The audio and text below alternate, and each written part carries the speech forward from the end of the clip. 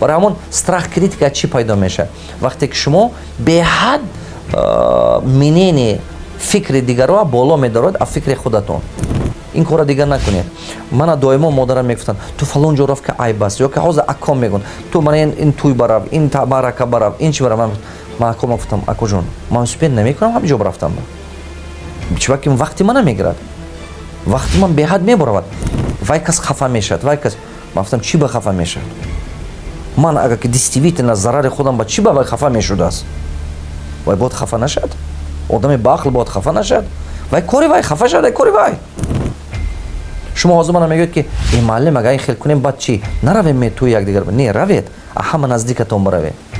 او پر بابوش کو رفتن شر نیست. شرط نیست. برای همین توی هم 40 کس 50 کس کردن که همین نزدیکتر رو جمع شود. بهتر وقتتون اکونوم کنید، عمرتون صرف نکنید. برای استراخ کریتیکا برآمدن، ترس همین امینین دیگر رو برآمدن، از تنقیط دیگر رو برآمدن که یک کس تنقیطم نکند وای چیکار کردنتون در کار؟ خودتون ما باوری زیاد کردنتون. شما توانا شوید که همه شما نغز میگوید. باور کنید نه.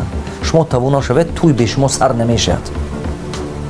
شما توانا شوید تمام معرکه به اول سوال شما بمیتید. اول توانا شوید